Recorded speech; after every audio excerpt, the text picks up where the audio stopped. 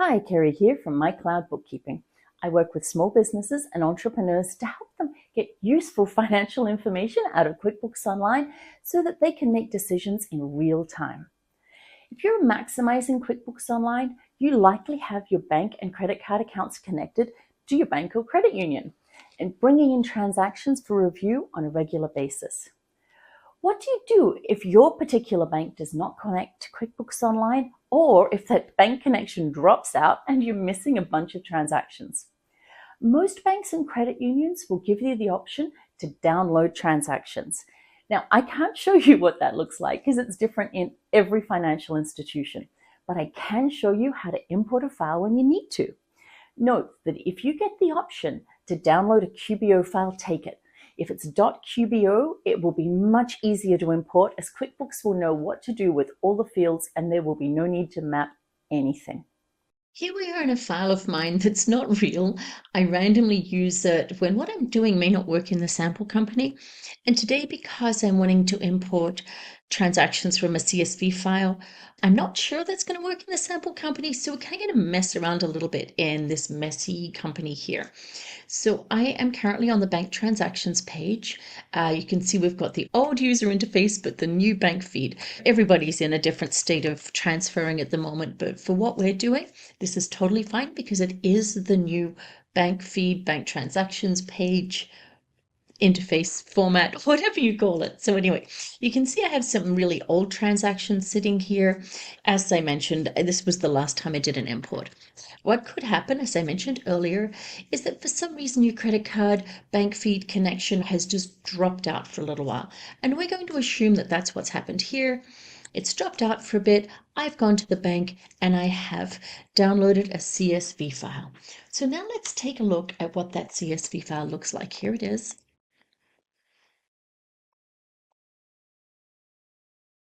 And we have 4 columns across the top here. We have the date, the description, the charge, and the payment. Now, it's really important that you do pay attention to this before you start the import. The date format is so important. So here we have month slash, day slash, and then 4 digits for the year. You may need to tell it what format you're using. It's just one of those import things. And then the next part is this charge and payment. So you'll have a choice of selecting, does your file have 1 column with positives and negatives or 2 columns? And pay attention to what the headers are. Here, charge and payment, that's pretty easy to understand, but sometimes it could have other words on it. And this is a great time to rename that to make it a little easier when you're doing your actual import. So now save this file somewhere where you'll know where it is so that when it comes time to import it, you can easily find it. So we'll pop back to QuickBooks. And here I am on the credit card, the account that I would like to do the import for. I'm going to pop across to here and I'm going to say upload from file. So here I now have the option to drag it in or browse and select it. So I'm just going to pause a sec and grab that. You can see here I have selected the file, credit card CSV. I gave it such an imaginative name. Now this piece here is really important. We were on the credit card. You may notice before we clicked into import, we had selected credit card across the top of the bank feed. But if we hadn't, this is where we would choose which account we're going to map to. So we would be mapping to whichever bank account we've got. The credit card is correct, but it is important to check that. Now here also, if this was a brand new credit card, not one you had before, you would add the new account here and set it up. I'm not going to do that right now, but that's what you would do if you opened a new account somewhere. You wanted to import the transactions because for some reason you were unable to connect. So now we'll hit continue. And it's asking me, is the first row a header? Yes, it is. And how many columns? Remember I said that one? So we know that it's 2 columns. We go down a little bit further and we select our date format. You see here why I said slash and not dash. There's all these different options. It's so confusing. But this way, at least QuickBooks knows what we're doing. So we can see here the date, the description, and then money received, we're going to map to the payment, and money spent we're going to map to the charge. So it kind of helps if you've looked at your file. Once you've uploaded and connected it, it's too late to have a look at that. So now I'm going to click continue. And it's asking me if things are around the right way. So what we're looking at, income transactions are positive and expense transactions are negative. So we're going to have a quick look here. We have monthly fees being negative, credit card payment being positive, income transaction.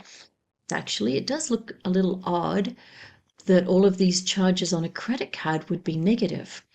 I would expect to see that on a bank. So if I'm a little confused, it's probably horrible for you doing this. But let's go down and I'm going to go back up and I'm going to say, yes, this is correct. And if it's not, well, I guess we'll work out what to do.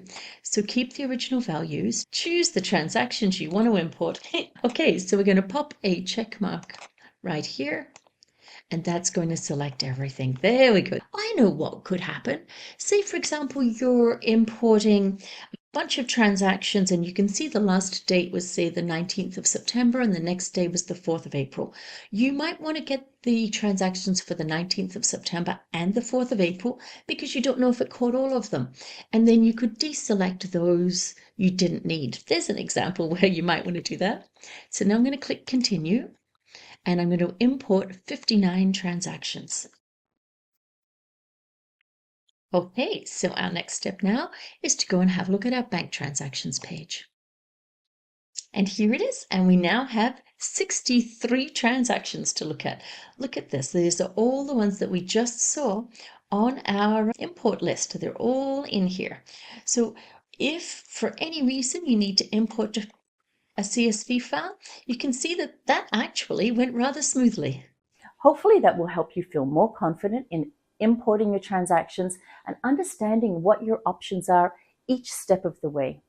Check out my other videos on how to categorize transactions into QuickBooks Online using rules, etc., to make your life a little easier. Also, if you're missing a couple of transactions, you can just enter them individually, and that should be easier than an import, which you really only need for bulk transactions. If this helped, make a note below, and if anything looked different, also note it below because it might help someone else. Be sure to click like, subscribe, and I'll see you in my next video. Cheers.